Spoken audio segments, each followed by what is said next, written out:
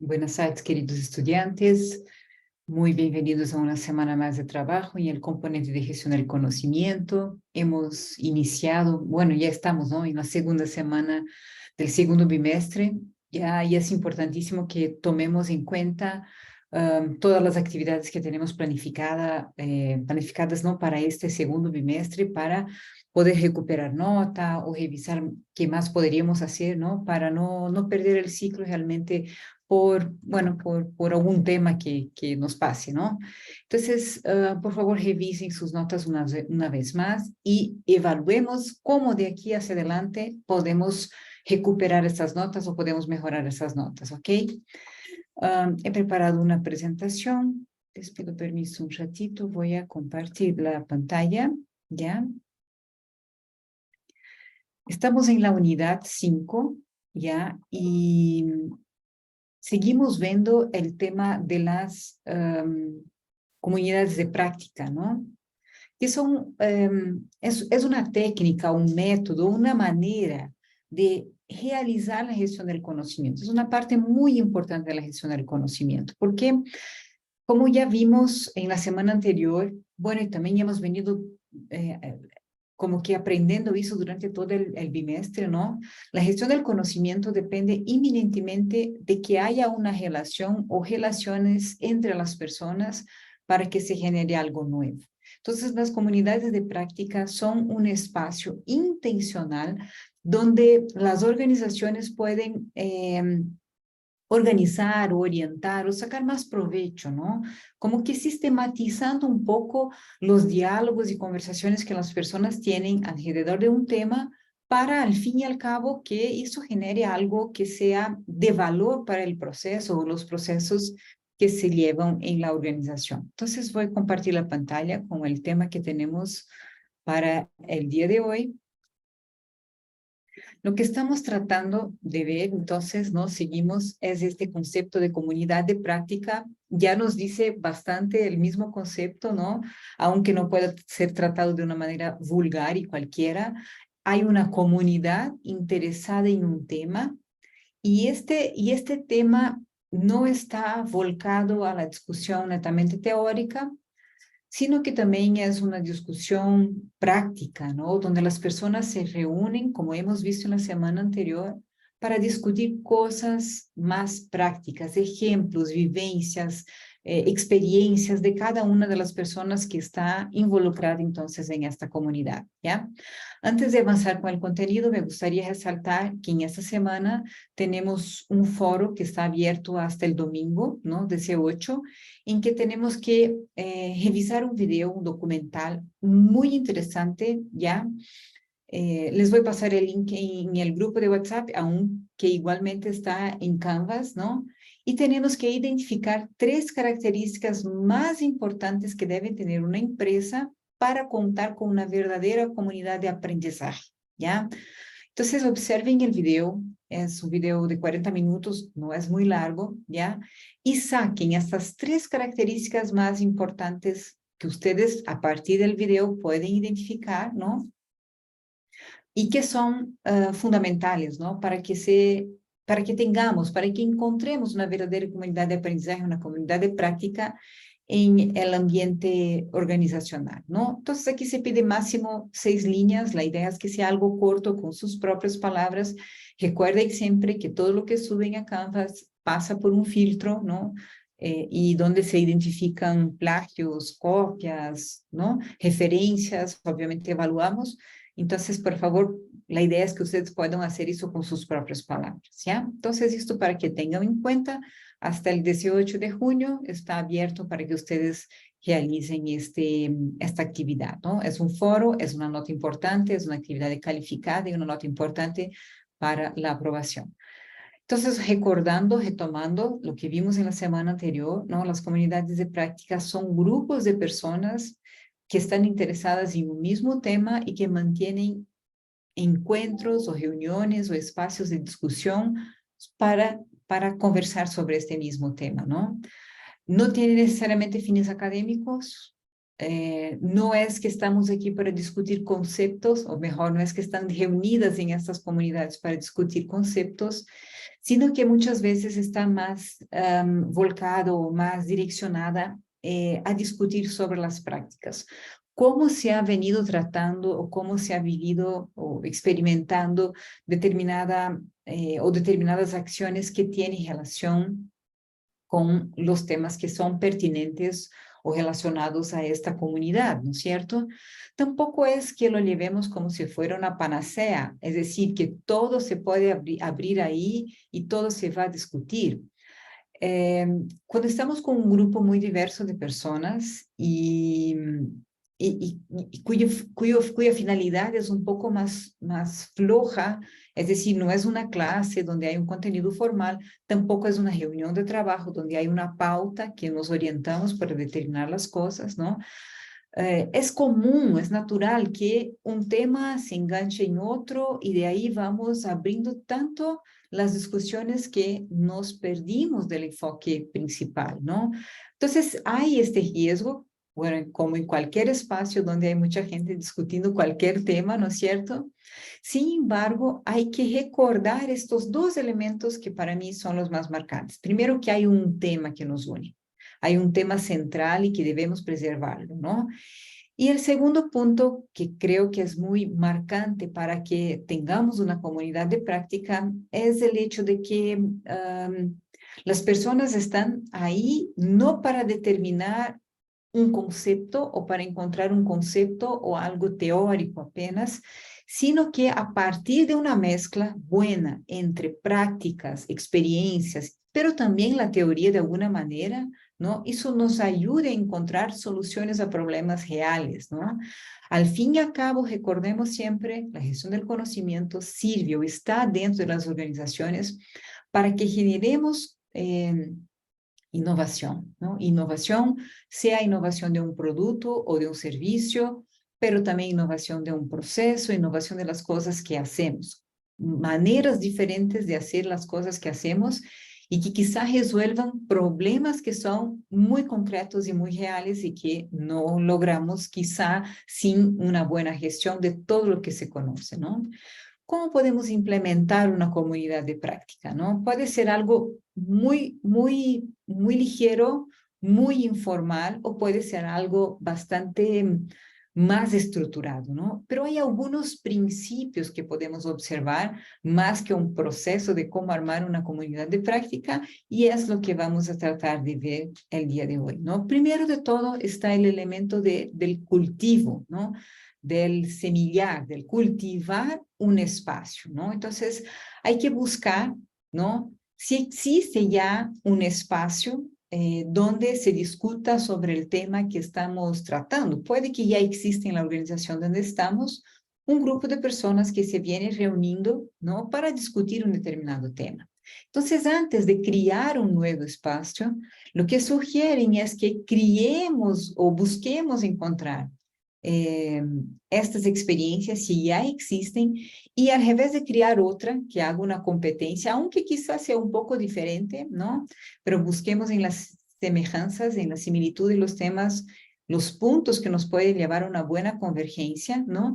Y fortalecer este grupo que ya existe, ¿no? Por eso el sentido del cultivo, ¿no?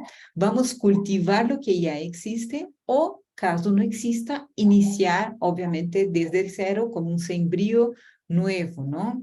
Caso no exista, entonces, lo más importante es buscar en las personas este vínculo, ¿no? La emoción de participar o el deseo de participar, ¿no? Y podemos estructurar este nuevo grupo o el grupo que ya existe en el proceso de fortalecimiento con apoyo de recursos tecnológicos que nos ayuden, ¿no? Por ejemplo, repositorios de contenidos, redes sociales para interactuar, los grupos de WhatsApp que pueden funcionar muy bien para determinar elementos conductores del grupo, ¿no? De la comunidad como tal. Entonces, primera característica es esta de cultivar, ¿ya? Como segundo principio o característica, hay el enfoque o el tema que va relacionado con lo que acababa de comentarles hace un rato, ¿no? A veces llegamos a puntos, estamos discutiendo un tema y el tema se amplía tanto y llegamos a puntos tan interesantes, pero tan lejos del tema céntrico que acabamos no generando soluciones o discusiones muy efectivas, ¿no? Entonces, no está estricta, ¿no? La apertura o el espacio, ¿no es cierto? Pero sí hay que tener un enfoque hacia un tema principal, un direccionamiento hacia un tema principal y las experiencias que se compartan, la vivencia que se comparta, debe reforzar lo que está puesto en el tema principal y no buscar ampliar demasiado, ¿no? No permitir que se amplíe demasiado el espectro de discusión de los temas discutidos para que realmente las cosas puedan caminar a un tema efectivo. Pensemos en resultados en las comunidades de práctica, ¿no? Aunque, como hemos dicho, las comunidades de práctica no son como una reunión de trabajo donde hay una pauta y cosas concretas a que hay que dar solución muchas veces o tomadas de decisión. Las comunidades de práctica, si no tienen ese carácter, tampoco son apenas espacios para conversación. La idea es que con el intercambio de las experiencias, ¿no? Y con el intercambio del conocimiento que cada persona tiene, podamos construir algo que sea efectivo, que pueda valer a las personas, ¿no? El otro principio que podemos destacar es con relación a un líder, o más que un líder, un animador. A veces cuando pensamos en líder, nos fijamos aún en el papel del jefe, ¿no? La persona que organiza, que sistematiza, que pone las cosas de manera ordenada. Aquí la característica más que de alguien que sea un gerente controlador es de una persona que anime las discusiones, ¿no? Hacia un determinado sentido o dirección que el grupo mismo ha determinado o ha definido, ¿no? Entonces, no es necesario tener un jefe, un gerente, ¿no? Pero es necesario que exista una manera de discutir o de conducir las discusiones, ¿no? Para que la cosa no esté tan abierta, tan floja o suelta, ¿no? Si se busca solventar problemas, es fundamental tener a alguien del mismo grupo que pueda actuar en este sentido, alguien que conozca el dolor, que perciba también las limitaciones y las potencialidades que tenemos en este grupo, ¿no? Con las características de cada persona o de los grupos que participan para generar esta solución, ¿no? Debe haber un reconocimiento por esa persona. Debemos entender que hay un animador más que un jefe, más que un gerente, y que pueda generar un espacio de identificación, que las personas se identifiquen con la manera como esta persona realiza esta función de líder o de animador. Entonces, ¿qué hablamos? Hablamos del cultivar un espacio o potenciar espacios que ya existan, ¿no? Entonces, el primer punto es realmente determinar que exista, ¿no? Formalizar la existencia de la comunidad de práctica, fortaleciendo algo que ya existe o creando desde cero. Segundo, es percibir y delimitar el tema que vamos a discutir y cómo lo vamos a discutir para que no se generen discusiones tan abiertas que nos perdamos y no tengamos efectividad. El tercer punto es que debe haber una persona o puede haber una persona que nos ayude en la conducción de las discusiones, al cual llamamos líder o animador, pero que no tiene esta característica de ser el jefe, el gerente controlador, ¿ya?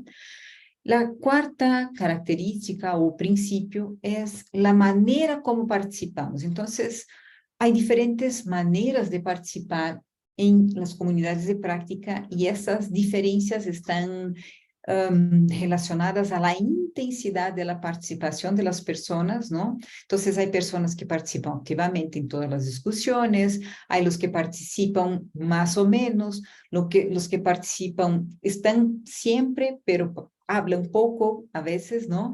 Hay personas que participan ocasionalmente, no participan de todas las reuniones y hay algunos que apenas asisten o a veces participan, ¿no? Cada persona tiene su manera y la libertad de participar de la manera que le corresponda, que quiera participar, porque recordemos, no es una clase, no es una reunión de trabajo, no es un espacio formal en el sentido de que hay un control o una gestión que se haga sobre lo que se está trabajando. Sin embargo, toda participación es importante y dependiendo del nivel de madurez que tenga la comunidad de práctica o este grupo, lo que vemos constantemente es que las personas rotan estos tipos de participación. Entonces, las personas que participan menos acaban involucrándose un poco más cuando se sienten a gusto con las demás personas, cuando entienden que hay un espacio de confianza, cuando también pueden compartir a partir de sus experiencias, ¿no? Entonces, van ganando más confianza y van cambiando de participaciones más ocasionales, más puntuales, a participaciones más efectivas, más fuertes, más intensas, ¿no? Entonces, cada manera de participar de nuevo es importante, no puede ser despreciada, ¿no? Y hay espacios, ¿no? En que quizá fuera del grupo, la persona pueda compartir y generar como que una subred, ¿no? Un subgrupo de, de una comunidad, ¿no? Eso que suele pasar cuando salimos de una reunión y seguimos conversando sobre ese tema. Esta participación también es importante. Y ahí juega mucho el rol no solo del líder, de ese animador que acabamos de comentar, sino de todas las personas, de cada uno que estamos involucrados, para hacer con que esta conversación, que a veces se extiende fuera de la comunidad de práctica, acabe regresando. O sea, este tema que quizá la persona conversa por afuera pueda regresar en un otro momento, ¿no? Para fortalecer las discusiones, para ganar otras perspectivas realmente sobre las discusiones que estamos, sobre los temas que estamos tratando, ¿no? Un quinto principio sería los niveles de participación, ¿no? Entonces, los niveles de participación están relacionados al número de participantes. Se pueden identificar entonces tres niveles, de acuerdo a la literatura, ¿no? Es como que una perspectiva sobre las comunidades de práctica, ¿no? Primero, grupos de aprendizaje, comunidades de práctica como tal y red de prácticas, ¿no? Con eso se quiere decir que con la, la, el tamaño del grupo y la frecuencia con que el grupo se reúne define este nivel de participación. Cuando hablamos de grupo de aprendizaje, quizá estamos hablando de un grupo más pequeño y que se reúna como clases casi, ¿no? Con una mayor frecuencia para generar entonces estos encuentros y, bueno, las discusiones sobre los temas relacionados.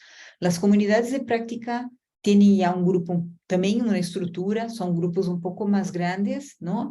Y donde no hay el objetivo, obviamente, de discutir los conceptos por los conceptos, sino mezclar.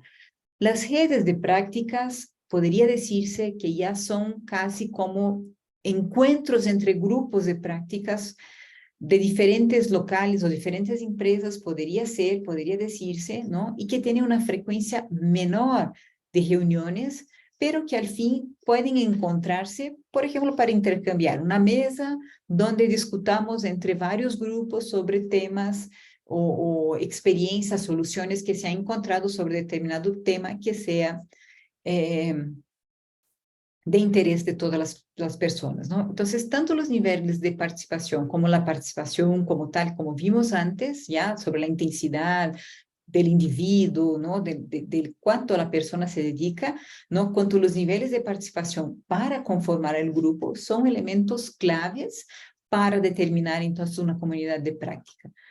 El sexto principio está relacionado a la agenda, a una frecuencia, ¿no? Que podríamos decir está no condicionado, pero con el compromiso que las personas tienen hacia la formación o la realización de la comunidad de práctica. Entonces, las comunidades de práctica necesitan de una pauta, una agenda, ¿no? Un plan, digamos así, para los encuentros que pueden ser presenciales o virtuales. No hay necesidad. Antes de la pandemia, ¿no?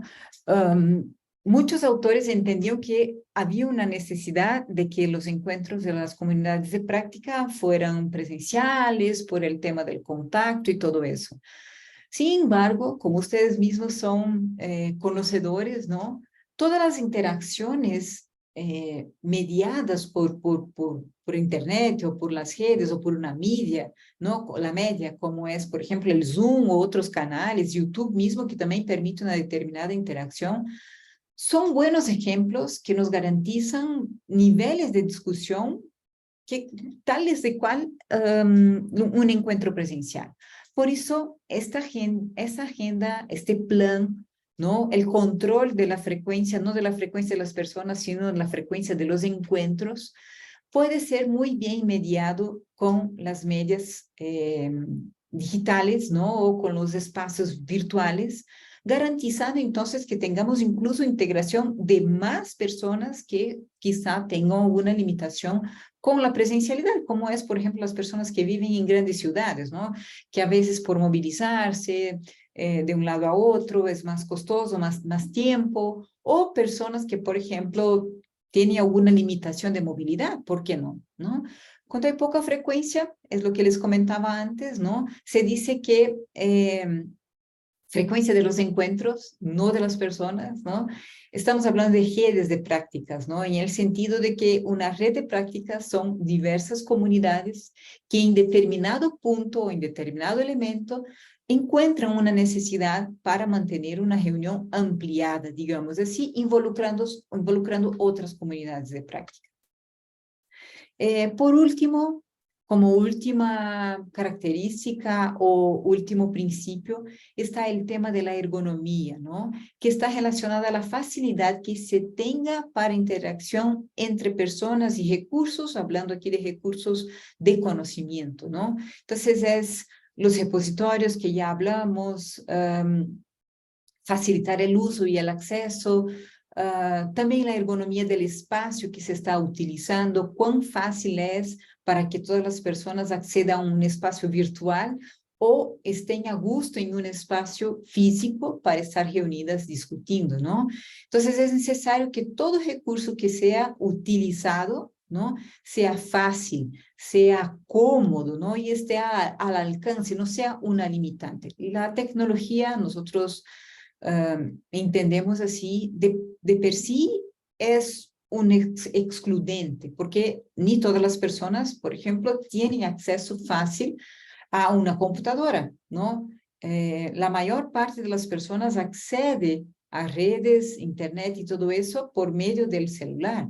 Entonces ya es de por sí una excludente. Entonces, cuando nosotros lidiamos con grupos de personas y nos hacemos uso de tecnologías, tenemos que garantizar que lo que vamos a aplicar a las personas sea lo más sencillo, lo más fácil y que preferencialmente se pueda manejar desde un celular. A veces, con la mejor de las intenciones, pensamos y utilizamos soluciones súper tecnológicas, pero que al fin no se llevan al cabo o no son efectivas en su uso porque es un limitante a las personas que están utilizando. Puede ser excelente para los expertos, pero para un grupo de personas que tiene un poco más de limitación o dificultad, acaba siendo no funcional. Mismo para algunas que tienen mucha experiencia, a veces por la limitación, por ejemplo, de acceder por un celular, ¿no? Por un teléfono móvil, ya también es una especie de limitante, ¿no? Entonces, si pudiéramos resumir, nosotros tenemos que pensar en las comunidades de prácticas como grupos idóneos. Y cuando hablo idóneos, que son aquellos con mayor interés o mayor propiedad, ¿no? O mayor necesidad mismo para discutir un determinado tema, un conjunto de temas, ¿no?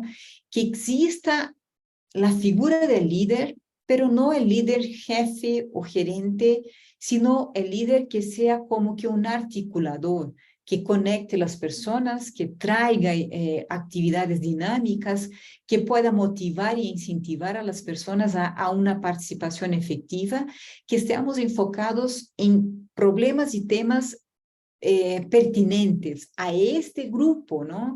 Quizá nos reunimos y queremos abrir tantas posibilidades, tantas frentes que a veces no cerramos ni siquiera la primera discusión.